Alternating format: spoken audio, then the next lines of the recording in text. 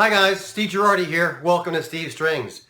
Today I have a review video for you. This is a review of the Ibanez PFT2-NT Tenor Guitar. I got this guitar a year ago. I asked my family to get it for me for Christmas last year because I wanted to play an instrument that was sort of guitar size but that had just 4 strings like the ukuleles I've been playing.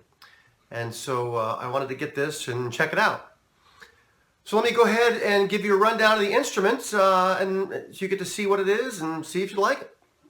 Let's go ahead and start off with the headstock here. You can see already from the reflection there that this is a high gloss instrument all the way around. It has a mahogany neck. It has a laminate mahogany back and sides. And it has this sort of rosewood veneer on the headstock with the Ibanez logos. You can see this has a rosewood fretboard and a rosewood bridge with a bone nut and saddle. I should say that the saddle is compensated. The neck on this is mahogany. And the soundboard is a laminate spruce. You may note on this that this is a very skinny neck compared to most ukuleles you've seen. In fact, let me grab my baritone ukulele. So you can compare this to a baritone ukulele, and you can see that this tenor guitar is quite a bit bigger than a baritone ukulele. Again, the neck on this is very skinny, and that's because tenor guitar has evolved from tenor banjos. In fact, most soprano ukuleles have a 35 millimeter nut. This guitar has a 30 millimeter nut. So this thing is very skinny. If you look at the profile of the neck, this has what's called a U-shaped neck as opposed to a C or a D-shaped neck. It's fairly deep, although it's very narrow. And of course, it does have a truss rod in there, so that's pretty important for that. It does have position markers on the fretboard and also on the sides, which is kind of nice. Again, this is a 3-piece neck. There's a heel here, and there is a scarf joint up here, but again, they're hardly noticeable. And again, this is a mahogany neck. This does have a pick guard on it, and it has a nice little simple black and white rosette. It does have black binding on the sides and both the top and the bottom of the sides. And it also has a few lines of black and white purfling here. And I apologize for the reflection of that because this is a high gloss instrument. Now, as I said, this does have a compensated saddle. And I should say that I checked this when I tuned this up a few minutes ago. And this thing was dead on intonation at the 12th fret. Now this instrument, again, is a tenor guitar.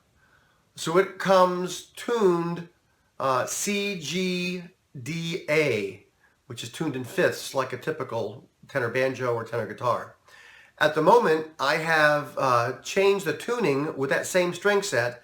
Right now it's tuned D, G, B, E like my baritone ukulele. And they refer to this as Chicago tuning. From looking inside here, again, you can see the label there on it. From looking inside, you can see it has X bracing inside, and it does have a truss rod. The build inside is very neat and tidy. No sign of squeeze out. It's just really well built. When I've looked this thing over for fit and finish, I can find no pooling of the finish, no scratches, no flaws anywhere. The tuners on this are just sort of basic, sort of generic open geared tuners. So again, my thought on this was that I could maybe play this like a ukulele. I've seen some other folks who've tuned these by modifying the strings a bit to G, C, E, A. And I originally thought maybe I could tune this as an octave ukulele, tune G, C, E, A an octave lower. But this neck is so skinny, I think that'll be problematic because those strings would be a lot thicker. And I should say, because this neck is so narrow, this has taken me some getting used to.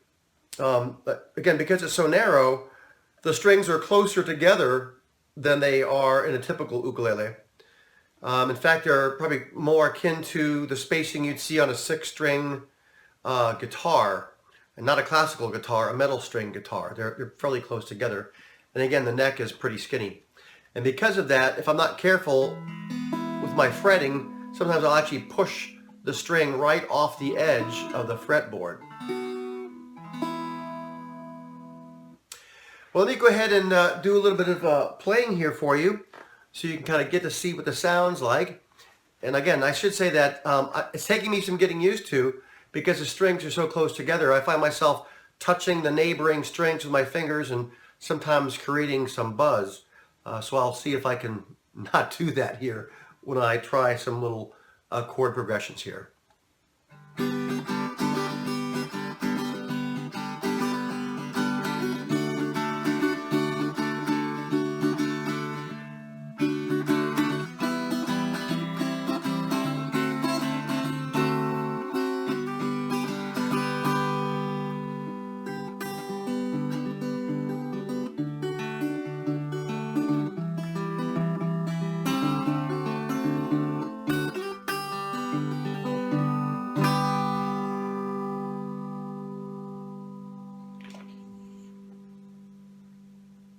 And the sustain just goes on and on.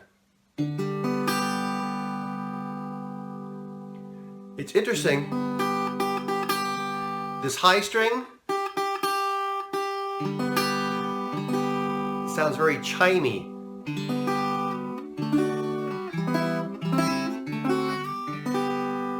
Almost like a harpsichord. So again, I think if I restring this, it may change the sound.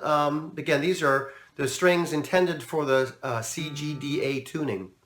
If I tune this with just regular guitar strings, the high guitar strings, that may change the tone. I'm not sure.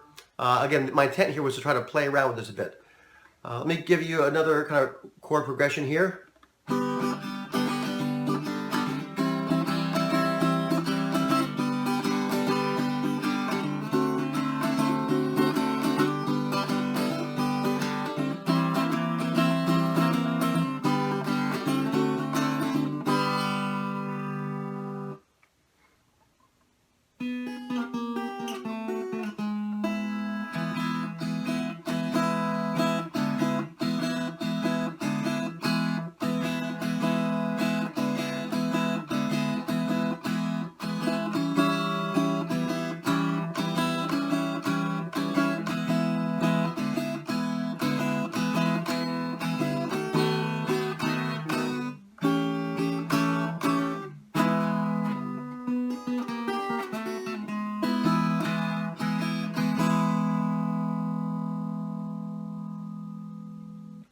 By way of sound comparison, let me go ahead and play this baritone ukulele a bit so you can see how they vary.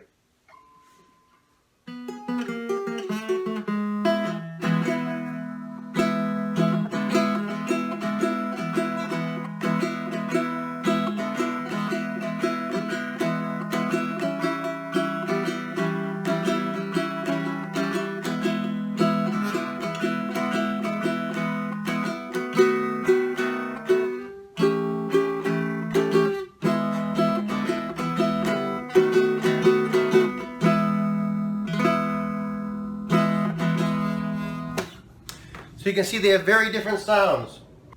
So if you are looking for a guitar-sized instrument that has 4 strings, and again I should say that they call this a mini dreadnought, but if you're looking for a guitar-sized instrument that has 4 strings that could be tuned like either a baritone ukulele or a tenor ukulele, this is one to think about. I should give you the warning though that because of this very narrow neck, this has certainly taken some getting used to. Also, because this is a longer scale than a tenor or baritone ukulele, keep in mind that a tenor ukulele is typically about a 17-inch scale. A baritone is typically like 19 or 20-inch scale. This is a 22.8-inch scale. So this is another almost 3 inches longer scale than a baritone ukulele. And because of that, when I'm going to, reach for chord shapes, I find I'm often in the wrong place because the spacing is wider between these frets. So again, if I practice with this more, I don't think that would be an issue. But it is a very narrow neck, and again, it is fairly thick, and that will take some getting used to. But again, the build quality on this is good. I've seen these for sale at several places right now. They're selling for like $199.99, and pretty much everywhere. But if you're looking for something, want to try out, this is kind of fun. You should give it a shot. Thanks for watching.